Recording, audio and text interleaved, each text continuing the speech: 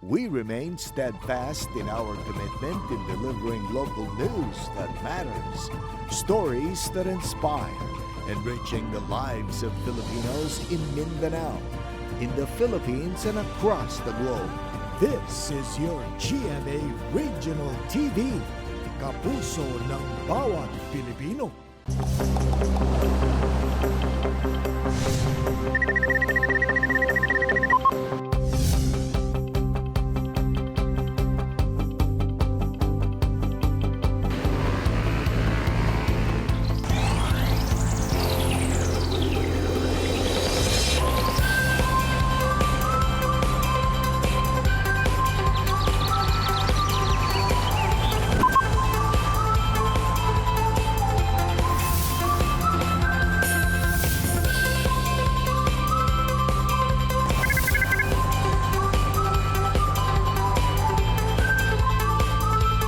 Kini ang At Home with GMA Regional TV. Maayong Webes sa buntag mga kapuso all over Mindanao. Labi na sa itong mga kapuso sa Banisilan ug Tulunan sa Cotabato Province. Sa may buntag. Mayong buntag sa jail ug sa atong mga kapuso sa Olutanga ug Imelda sa Zamboanga, Sibugay Province. Mga kapuso, karong buntaga atong saluduhan ang hashtag Spread Kindness nga gibuhat sa usa ka security guard dinhi sa Cagayan de Oro City nga nag-viral sa social media. Kung ngano kaha, kana ang atong sayron kauban si Chief Eric Tulibaw. Well, samtang say atong sayron ang istorya sa likod sa Renaissance Houses sa Marilog District dinhila kana sa Davao City nga kung mubisita ka daw ana asab ka sulod sa Magic Book kauban ang nagpatukod sa maong mga istruktura nga si John Batuampo. Og sa best of makachikahan at siniresi ang cast sa Heartful Cafe nga si Zonia Mejia. Sa mga Korean fans diha nga side mga kapuso, ito na ang inyong pagka-fanatic pinaagi sa pagtilaw sa mga Korean dishes. Di ba, Sai? Sure ko isa ka sa mga K-fans, Sai. Sakto kaya, Jill, perfect ni nga Korean dish tungod sa yun lang kaayo ni buhaton og readily available ang ingredients. Maong excited na kayo nga i-share sa inyo mga kapuso ang atong bida nga Korean dish this morning para sa atong Kumbira Express, ang Big Roll Kimbap. Annyeonghaseyo! Good morning mga kapuso! Ako si Gretchen. Ug ako si Grace. Ug karon itudlo na mo sa inyo nga unsaon pagbuhat sa amo ang Big Roll Kimbap. So i-prepare na to tong mga ingredients: yellow radish, luncheon meat, egg, carrots, sesame seeds, seasoned spinach, kim, also known as seaweed wrapper, and ang ato ang rice. First is i-season sa nato atong rice. So, mag-put ta og at least 1 teaspoon of kimbap vinegar. Next is sesame oil. So, equivalent amount, which is 1 teaspoon of sesame oil. And then 1 pinch of salt. After na, i-mix lang siya. After that, maprito sa ta of egg. Pwede na siya ihaon. Then, i-slice na nato ang egg. So, na-come up ni ani na Korean food business kay aside sa trend siya, so napansin na to sa mga tao karon no mahilig kayo magtanaw kay dramas, diba? So, mahilig sila or gusto sila magkaon ng mga Korean food. So, aside ana, kay ako ang brother-in-law, which is her husband, Korean man. So, itudluan ni niya unsaon pag-make sa mga ingredients, sa mga Korean foods. At such time nga naka-discover mig mga new dishes, new menu. So, karon atong buhaton, mag-isa sa tao carrots. Isa siya sa ingredients sa ato ang Big Roll Kimbap. So, ready na atong mga ingredients. Ready to roll na ta sa atong Big Roll Kimbap. So, first is, ibutang sa nato ang rice. So, sa pagbutang sa rice, make sure gentle lang. So, dali lang siya magisi kung kusog kayo muhang force. So, next is ang seasoned spinach. Next is carrots. Tapos na to. Next is ato ang egg. Next ang yellow radish. Lastly, ang ato ang luncheon meat. So before nato i-roll, dapat make sure nato nga naka-arrange og tarong ang spinach, ang carrots, ang egg, yellow radish ug atong luncheon meat. So ready to roll na ta.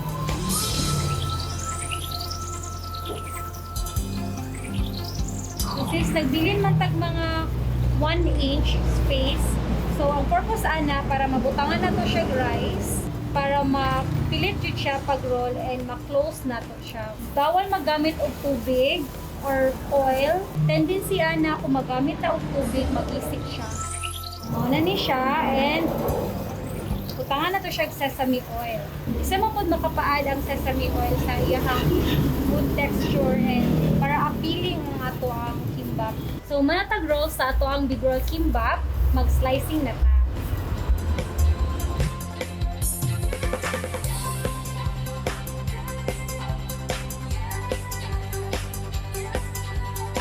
Mga kapuso, ready na ang atong big roll kimbap. Mashige deseyo!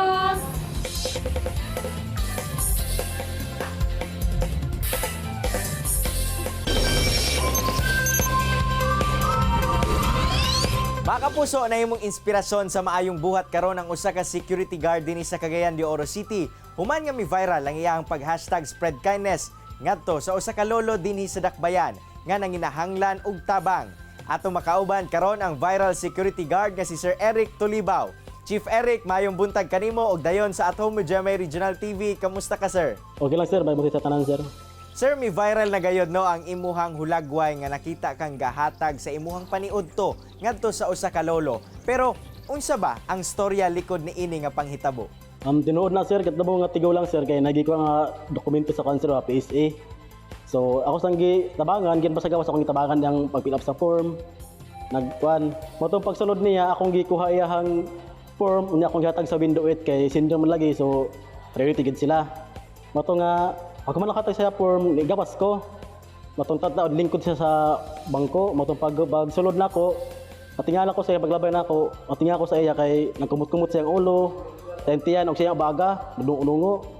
Mato nga na akong gibalikan kay medyo nakuan sir ba kay murag luoy man luoy gid kay si lolo.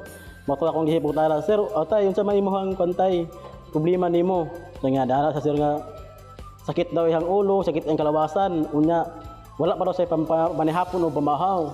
Unya nagbakas pag gisagikan sa kuwan sa gusa to paron kuan diri. Mato nadto ko sa akong kauban, ang istorya ni Richard Balsi, akong kauban nga guard. Istorya akong giistorya kog unsa imong ihatag sa iya para lang makuha ng kagutom ni tatay. So amo tanang plano nga amo tagturon. Pero sa akong kabahay nas dili man komportable ang turon sir kay pilar man ang turon. So ako na lang ihatag ko ang giunutang nga pagkaon. Itong kuan ko sir, pansit rod sir ganing kanon lang jis tapos apate ba kung tubigan sir akong gihikon sa tatay para komportable gid ang pagkuan niya. Maayo sad sir no kay nabantayan gayud nimo ang kahimtang ni lolo taliwala sa kabisi sa imuhang trabaho. Pero Chief Eric, diyang nakita nimo si lolo no nga gapangurog. Unsa ba ang dagan sa imuhang huna-huna ngano nimo siya gitabangan? Ako lang isang giduol sir kay maskin ako sir kabalo man ko kung unsa gid ka di yun lalim sir ning bation tagagutom sir labi nagmalipasan sir. So mato nga wag yun di ko mubiya sa kuwang ang lolo kung basta na tagaano pagkaon jud kay luoy gid kay si lolo jud. Aduna gayud kay Good Samaritan Heart Chief Eric. Pero sir, on a personal note no, tan-aw nimo nganong wala ka nagduha-duha nga mutabang kang tatay ni adtong tungura. Kato nga mga time sir, wala ko ato ka una sir og basig unsa akong maproblema sa akong mga kaon ako. Basta ako sir gusto lang ako sa tabagan sir kay di gid lalim ning magutom sir. Siyempre kay imo naman gihatag ang imuhang paniudto kang lolo Chief Eric no. Unsa na lang man pud ba ang imuhang gipaniudto? Ug wa pud ba nimo panumbalinga nga wala na ka nakakaon? Ang kato sir, kuha lang ko sir. Nagpalit na ko ato ganing turon sir. Wala lang ko kaon kay mga alas 2 or 2 ato nakapalit ng turon. Medyo na arang-arang kay nakapalit ng turon. Total, pa mo ka ato nga time gutong big kayo yun. Karon sir nga mi viral ang imuhang storya. Unsa ba ang imuhang gibati labi pa nga sagad sa mga feedback o komento kay pulos positibo ngadto kanimo? Ang kato nga kani nga karon nga nag-viral sir. Di ko ni katuo sir nga mabot sa nga ka viral sir kay nga ako katong time is mutabang gusto ko mutabang sa iya ha kay di gyud lalim ning magutom sir kay naamo gyud ang lagian sa una kung unsa ka crisis mao to nga salamat gapon ko sir at least nga sa katunag picture sa ko nga among kliyente si ma'am dila na ko i-mention ang pangalan di ko magdahom pero salamat kay ma'am at least nga nakapansin di ka sa kuang ko andi ay salamat gyud gayo. Karon Chief Eric, unsa ba ang imuhang mensahe ngadto sa katawhan subay na sab sa imuhang gihimo nga bisan pa man sa mga kaugalingong kalisod nga ginaagian, nakahigayon pa ka nga mutabang? Ako lang kuan sir mga labi na karon sa panahon karon sir kay pandemic ang lisod ang panahon karon sir. Sa katong mga tao nga nay dakog kayanan nga mutabang ato lang tabangan tong angit tabangan kay sa karon nga panahon gid is legit magtinabangay yun. Labi na kay krisis sa panahon karon. At least nga bisag gamay lang nga mga tabang at least kuan lang. Simple nga tabang lang okay naman. Sapat na na. Daghang salamat Chief Eric sa oras nga imong gihatag sa At Home with GMA Regional TV. More power kanimo sir ug padayon sa pagpanerbisyo. Okay, salamat po guys sir sa mga kapuso nato dya. Salamat kayo sa tanan-tanan nga inyong napansin lang balag simple lang nga kuan batin sa pansin ka po ninyo. Salamat kayo. Chillax lang mga kapuso, mubalik pa ang At Home with GMA Regional TV. Kini ang At Home with GMA Regional TV.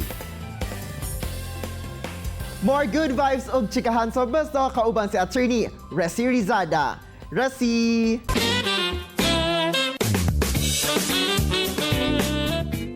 Thanks, Arjel! May mutag mga kapuso ug welcome to Vista. Karabuntaga atong makauban ang kapuso artist who plays the role of Soledad Fulgencio sa GMA Romcom series na Heartful Cafe. Walay-lain pa kundi si kapusong Zonia Mejia. May budag Zonia and welcome dito sa At Home with GMA Regional TV. Kumusta ang gising mo ngayong umaga? Maayong buntag po sa ating lahat mga kapuso na taga Mindanao. Hello po sa inyo. Hello po, magandang umaga po. Yes, ayan, napakaganda ng umaga po kasi syempre nandito ako and maraming salamat po sa pag-invite po sa akin dito. Thank you so much po. Thank you all. So part ba ng umaga mo yung magkape? Ano ba usually yung routine mo upon waking up in the morning, Zonia? Actually, nakakatawa po kasi syempre may show po kami, may teleserye kami, Heartful Cafe. Pero ako po talaga, hindi ako nakakainom ng kape kasi nagpa-palpitate po talaga ako. Pero umiinom ako ng water usually kapag umaga. And minsan tea, ganyan, green tea. That's an okay substitute anyway. Yeah. Zonia, yung Heartful Cafe, di ba you'll be playing the role here of the cousin of Heart. Kumusta naman and how do you feel to be part of this new show? Yes, of course. Sobrang thankful ako, grateful ako na naging part ako ng Heartful Cafe. And sobrang happy ako dahil nakuha ko yung role ni Soledad Fulgencio kasi si Sol Fulgencio dito sobrang straight to the point, prangkang tao, and parang ako kasi sobrang opposite yun sa personality ko as Zonia. So, talagang naging challenge din siya sa akin kung paano ko ipo-portray siya. And for this series naman, Zonia, parang opposite din ang magiging character or relationship siguro ninyo ni Jamir, diba? How are you guys on the set naman? Naka si Jamir, oh my gosh. Si Jamir, sobrang opposite nga kami dito sa Heartful Cafe. Siya yung kengkoy, ako yung medyo seryoso na medyo masungit ako dito sa kanya. Pero sa off-cam, talagang close kami ni Jamir. Sobrang comfortable kami sa isa't isa. Nagtutulungan kami sa mga eksena na medyo nahihirapan kami at hindi namin naiintindihan. And masayang katrabaho si Jamir. Sobrang happy ako na siya yung nakatrabaho ko dito sa Heartful Cafe. Siya yung naging una kong ka-love team dito sa Heartful Cafe nga. And we're so excited kung saan papunta ang magiging love team or team up ninyo ni Jamir for this series. At ano pa ba ang dapat naming abangan, Zonia, sa mga upcoming episodes ng Heartful Cafe? Ako, syempre madami kayong aabangan sa Heartful Cafe. Every night po yan, weeknight po yan, after First Yaya, 8:50 p.m. Ayoko mag-share masyado kasi baka makapag-spoil ako. Abangan na lang po ninyo, madaming kakikiligan, madaming katutuwaan at kaiinisan sa mga eksenang yan. And abangan niyo po ang lahat ng mga characters po namin dahil may kanya-kanya po kaming pinagdadaan at may kanya-kanyang kwento. And do you also want to say something also sa lahat ng ating mga kapuso dito sa Mindanao? Yes, hello po sa mga kapuso po natin na nasa Mindanao. Maraming salamat po sa pagsuporta ngayon pa lang sa Heartful Cafe. And sana po patuloy niyo pong suportahan at panoorin ang Heartful Cafe. Gabi-gabi po yan after First Yaya. And ayun po, I hope na mag-ingat po tayong lahat. Lalo na po ngayon ay may pandemic pa rin po tayo pinagdadaanan. God bless po sa inyong lahat and mag-ingat po tayo. I hope na maka-visit po ako dyan sa mga darating na panahon. And ayun, maraming salamat po. Thank you po ulit. Thank you very much, Zonia, and we do hope to see you here in Mindanao. Daghang kaayong salamat and stay safe always. Thank you so much po. Maayong buntag ulit. And that was Kapusong Zonia Mejia. Tutok lang mga kapuso ka mabalik pa ang At Home with GMA Regional TV. Kini ang At Home with GMA Regional TV.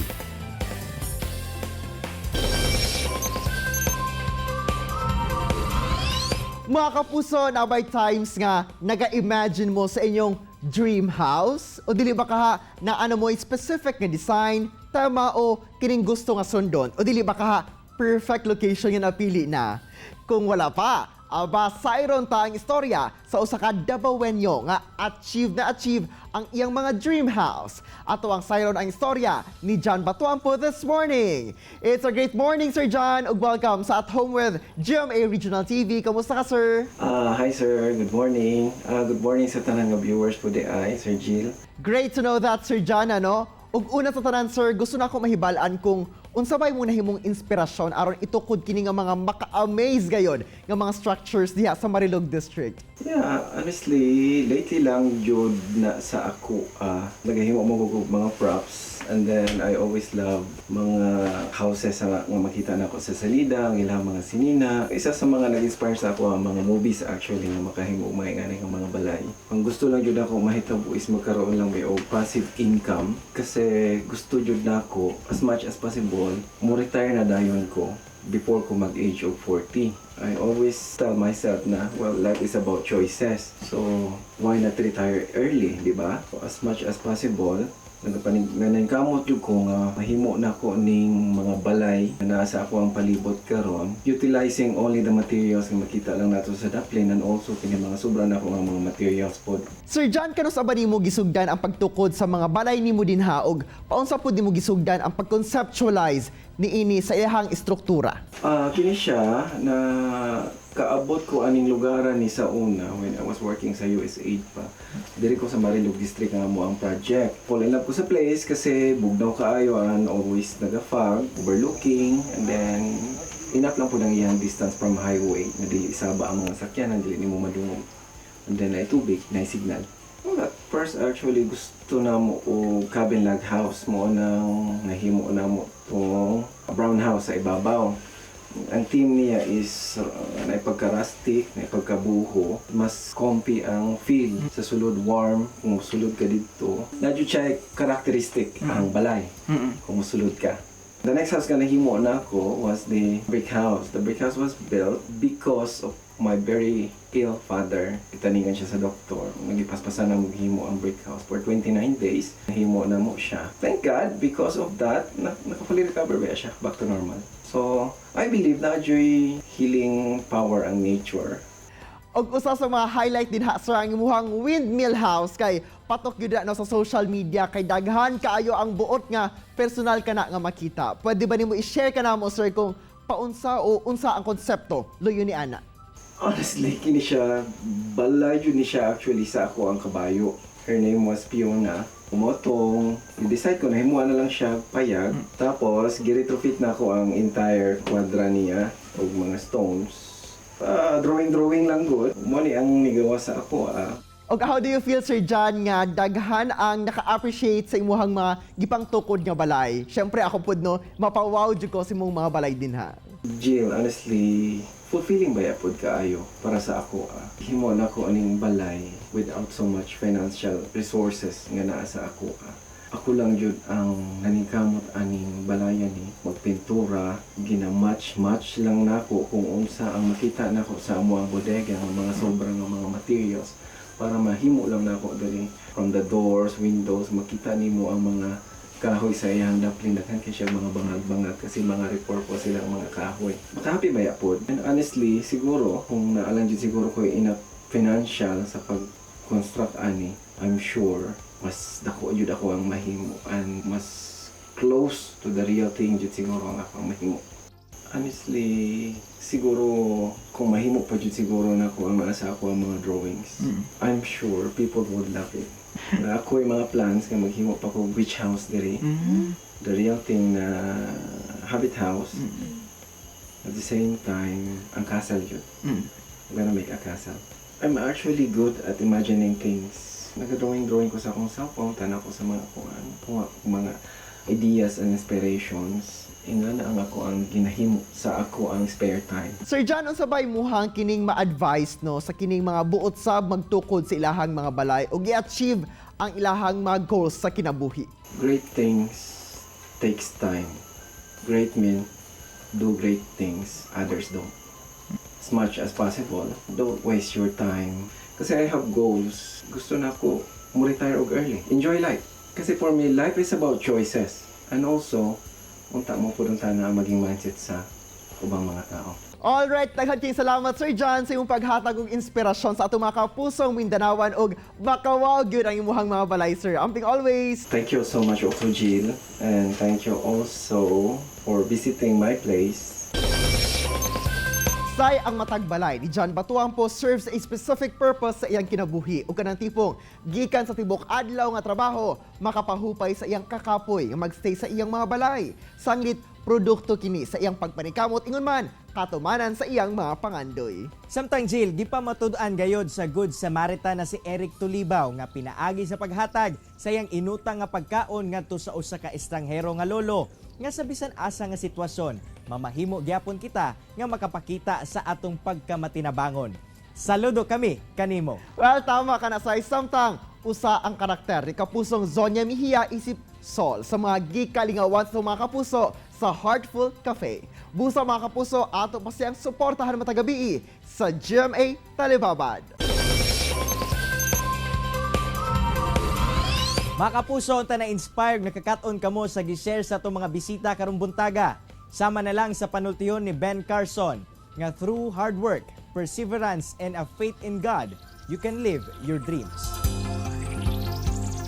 Mga kapuso, makita pagbalik ang atong episode pinagi sa pagbisita sa www.gmaregionaltv.com ug ayaw kalimot na mag-subscribe sa official YouTube channel sa GMA Regional TV. See y'all tomorrow mga kapuso ug always remember that God is good all the time. Ayaw sab kalimot sa pag-smile.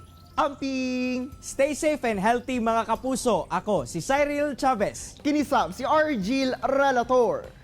Buong puso para sa Pilipino.